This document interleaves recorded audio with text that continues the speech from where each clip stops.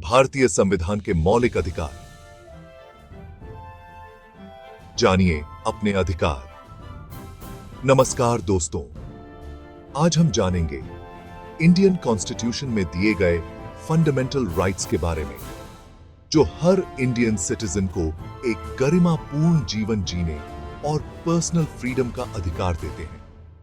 जी हां दोस्तों, ये राइट्स हमारे संविधान की नींव हैं, जो हमें एक इंडिपेंडेंट और फेयर समाज में रहने का हक देते हैं। ये राइट्स हमें शोषण, भेदभाव और अन्याय से बचाते हैं और हमें अपनी आवाज उठाने, अपनी पसंद की जिंदगी जीने और अपने सपनों को पूरा करने की आजादी देते हैं। तो आइए दोस्तों, मिलकर समझते हैं इन इंपॉर्टेंट राइट्स को, ताकि हम सभी एक बेहतर और मजबूत भारत का निर्माण कर सकें। दोस्तों, सबसे पहले हम बात करेंगे राइट टू इक्वालिटी की। यह अधिकार अनुच्छेद 14 से 18 तक में वर्णित है। यह सुनिश्चित करता है कि हर सिटीजन, चाहे वो किसी भी जाति, धर्म, लिंग, जन्म स्थान या सामाजिक स्तर का हो, लॉ की नजर में बराबर है। अनुच्छेद 14 हमें इक्वालिटी बिफोर लॉ और इक्वल प्रोटेक्शन ऑफ लॉज का अधिकार देता है, यानी लॉ सबके लिए एक जैसा होगा और किसी के साथ भी भेदभाव नहीं किया जाएगा। अनुच्छेद 15 धर्म, जाति, लिंग, जन्म स्थान या वंश के आधार पर भेदभाव को प्रतिबंधित करता है।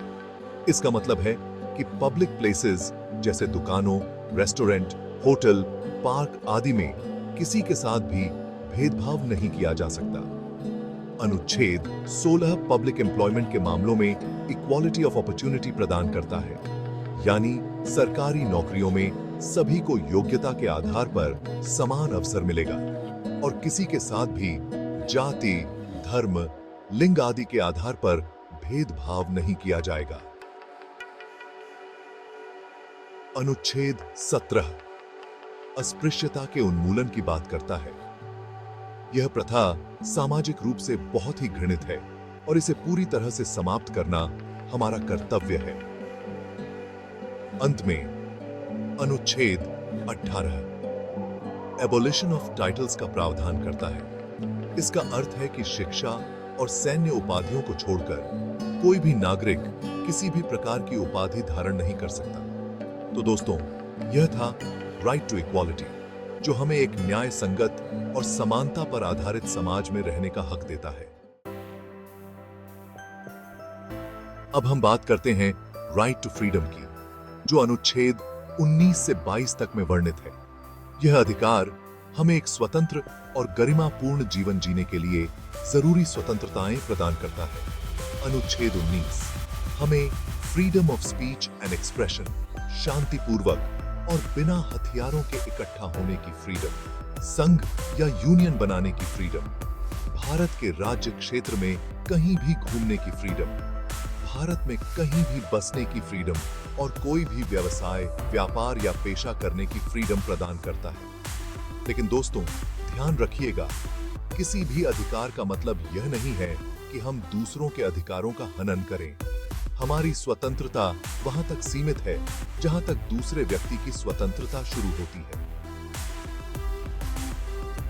अनुच्छेद 20 हमें अपराधों के लिए दोष सिद्धि के संबंध में संरक्षण प्रदान करता है, यानी किसी भी व्यक्ति को एक ही अपराध के लिए 2 बार सजा नहीं दी जा सकती और उसे खुद के खिलाफ गवाही देने के लिए मजबूर नहीं किया जा सकता। अनुच्छेद 21 हमें right to life and personal liberty की गारंटी देता है। इसका मतलब है कि कोई भी व्यक्ति बिना कानून द्वारा स्थापित प्रक्रिया के अपने जीवन या व्यक्तिगत स्वतंत्रता से वंचित नहीं किया जा सकता। अनुच्छेद 21 6 से 14 वर्ष की आयु के सभी बच्चों को फ्री एंड कंपल्सरी एजुकेशन का अधिकार प्रदान करता है। अंत में अनुच्छेद 22 गिरफ्तारी और हिरासत में लिए गए व्यक्तियों के लिए कुछ सुरक्षा उपाय प्रदान करता है। इसमें गिरफ्तारी के आधारों को जानने का अधिकार, वकील से सलाह लेने का अधिकार और 24 घंटे के भीतर मजिस्ट्रेट के सामने पेश किए जाने का अधिकार शामिल है। तो दोस्तों, यह था राइट टू फ्रीडम, जो हमें एक स्वतंत्र और गरिमापूर्ण जीवन जीने का हक देता है। दोस्तों, अब हम चर्चा करेंगे राइट अगेंस्ट एक्सप्लॉयटेशन की, जो अनुच्छेद 23 और 24 में वर्णित है। यह अधिकार हमें हर तरह के एक्सप्लॉयटेशन से बचाता है, चाहे वो शारीरिक हो, मानसिक हो या आर्थिक। अनुच्छेद 23 ह्यूमन ट्रैफिकिंग और फोर्स्ड लेबर पर रोक लगाता है। इसका मतलब है कि किसी भी व्यक्ति को उसकी इच्छा के विरुद्ध काम करने के लिए मजबूर नहीं किया जा सकता और न ही उसे बेचा जा सकता है। अनुच्छेद 24 कारखानों, खदानों या किसी भी खतरनाक रोजगार में 14 वर्ष से कम उम्र के बच्चों के रोजगार पर रोक लगाता है। बच्चों का शोषण करना एक गंभीर अपराध है और यह अधिकार बच्चों को इस शोषण से बचाता है। यह अधिकार, दोस्तों, हमें यह याद दिलाता है कि हमारा समाज मानवता और सम्मान पर आधारित होना चाहिए और किसी भी व्यक्ति को दूसरे का शोषण करने का अधिकार नहीं है। चैप्टर 4। अब हम बात करते हैं right to freedom of religion की, जो अनुच्छेद 25 से 28 तक में वर्णित है। यह अधिकार हमें अपनी पसंद के धर्म का पालन करने, प्रचार करने और उसका प्रसार करने की आजादी देता है। अनुच्छेद 25 फ्रीडम ऑफ कॉन्शियंस, धर्म को मानने, आचरण करने और प्रचार करने की फ्रीडम प्रदान करता है। यानी हर व्यक्ति को यह अधिकार है कि वो अपनी पसंद का कोई भी धर्म माने या न माने और अपने धार्मिक विश्वासों का पालन करे। अनुच्छेद 26 धार्मिक मामलों का प्रबंधन करने की फ्रीडम प्रदान करता है। इसका मतलब है कि धार्मिक संस्थाओं को अपने मामलों का प्रबंधन करने, संपत्ति रखने और उसका प्रबंधन करने और लॉ के अनुसार अपने धार्मिक मामलों का संचालन करने का अधिकार है। अनुच्छेद 27 किसी भी व्यक्ति को ऐसे करों के भुगतान के लिए मजबूर नहीं किया जा सकता है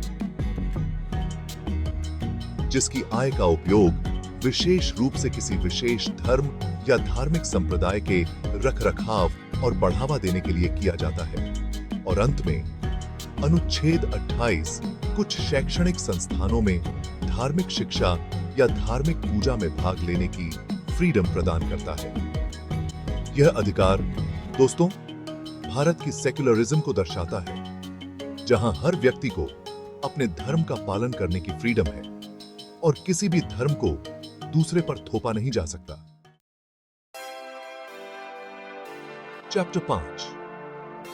दोस्तों, अब हम चर्चा करेंगे कल्चरल एंड एजुकेशनल राइट्स की, जो अनुच्छेद 29 और 30 में वर्णित है। यह अधिकार अल्पसंख्यक समुदायों को उनकी संस्कृति, भाषा और लिपि को संरक्षित रखने का अधिकार देता है। अनुच्छेद 29 भारत के नागरिकों के किसी भी वर्ग को जिसकी अपनी विशिष्ट भाषा, लिपि या संस्कृति है, उसे संरक्षित रखने का अधिकार देता है। इसका मतलब है कि अल्पसंख्यक समुदायों को अपनी भाषा बोलने, अपनी लिपि में लिखने और अपनी संस्कृति का पालन करने का पूरा अधिकार है। अनुच्छेद 30 अल्पसंख्यक वर्गों को अपनी पसंद की शैक्षणिक संस्थाओं की स्थापना और प्रशासन का अधिकार देता है। इसका मतलब है कि अल्पसंख्यक समुदाय अपने बच्चों को अपनी भाषा और संस्कृति में शिक्षा देने के लिए अपने स्कूल और कॉलेज खोल सकते हैं।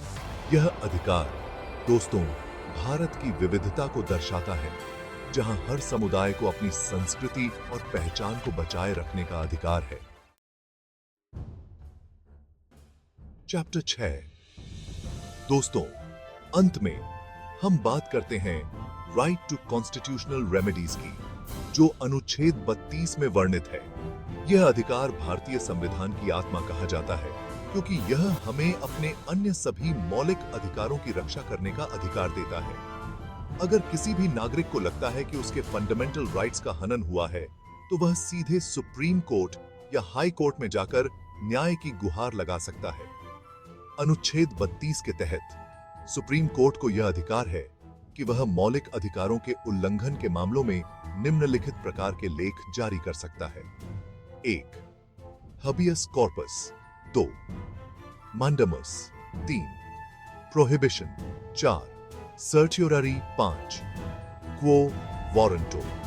यह अधिकार दोस्तों हमें यह भरोसा दिलाता है कि भारत में लॉ का राज है और अगर हमारे अधिकारों का हनन होता है तो हमें न्याय जरूर मिलेगा। तो दोस्तों ये थे भारतीय संविधान में दिए गए फंडामेंटल राइट्स। इन अधिकारों का उद्देश्य नागरिकों की स्वतंत्रता की रक्षा करना और उन्हें समानता और स्वतंत्रता का अवसर देना है।